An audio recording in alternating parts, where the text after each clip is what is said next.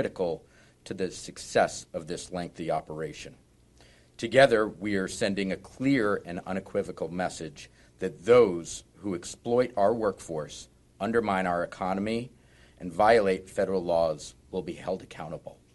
I'd like to add that this was not an immigration operation where agents went into the premises, rounded up folks, and put them on buses.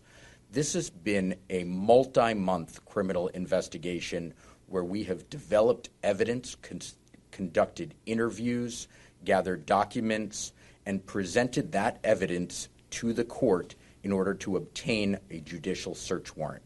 Yesterday, we executed that search warrant and gathered additional evidence that will support this investigation. There are no criminal charges being announced today, but this is an ongoing matter. While we were on the premises, we did encounter many hundreds of individuals.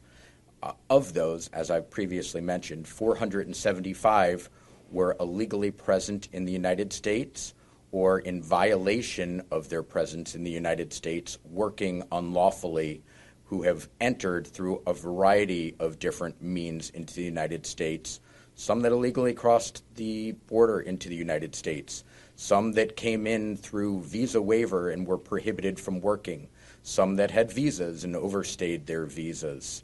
And each individual was questioned on their status, their documents were checked, their backgrounds were checked, and ultimately through coordination of our experts and attorneys in the background, those that were found to be illegally present were then detained and turned over to ICE enforcement and removal operations custody. But this is all in furtherance of the ongoing investigation where we are looking at employment practices. We made seizures yesterday as part of that to gather additional evidence and conducted interviews and are continuing this ongoing investigation. We will take some limited questions at this time.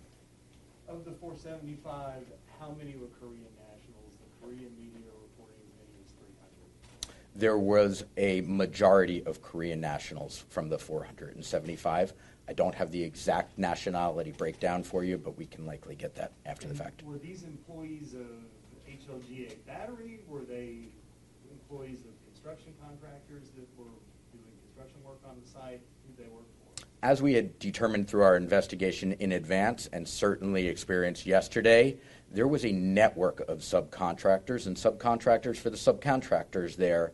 So the employees worked for a variety of different companies that were on the site. It was not just the parent company, but also subcontractors, and we're unveiling that whole network. But some of them work for the parent company, is that right? The Battery, HLGA? Yeah, we continue to work on the investigation of who exactly worked for what companies. Where are these 475 people now? They are in the custody of ICE enforcement and removal operations. Where? Most were brought to the Folkston D-Ray facility last night, and they will be moved based on their individual circumstances beyond that. Yes, ma'am.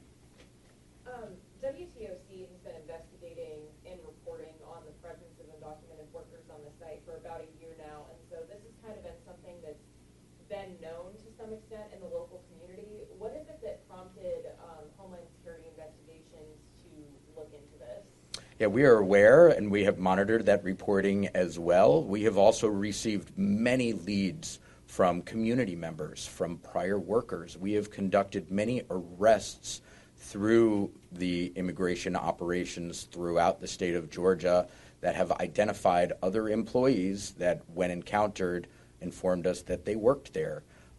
We have interviewed folks, and we have developed evidence over the course of many months in support of the investigation. What are some potential consequences that the company could face, or is that something you can speak to right now? I don't want to speculate on ultimate. This is an ongoing investigation. No charges have been filed, so that means that no wrongdoing is being accused at this time. Yes, ma'am. I had a question. Was anyone injured during the process? Did anyone die during the process of this raid? There were no substantial uses of force. There were no injuries reported other than one individual was overheating a little bit and was treated on scene, and one agent suffered a minor laceration while conducting it, but no significant injuries. Okay, and then during the process, you said this was a multi-month process. Can you kind of, I guess, give how many months did it take? I guess is my question. This has been ongoing throughout this year. So can we say January? I don't have the exact start date of the investigation. How does this operation compare to other operations in the state of Georgia and across the nation? Was this one of the largest ones, or can you kind of give us an idea of how big this was? This, in fact, was the largest single-site enforcement operation in the history of Homeland Security investigations. Okay, any last question? Across the country, yes. Last question? Yeah, did HLGA battery, did they use E-Verify in their employment practices? I don't want to answer for them. One quick one. Is there any evidence of labor trafficking at this point? That is something that is always part of our investigations when we're doing employment investigations. As I've indicated, there have been no charges filing, but it is certainly something that we will be looking for. Okay, thank you, folks. Appreciate it. We can handle any follow-ons after the fact, okay? Thanks, sir. Ma'am. Thank you very much.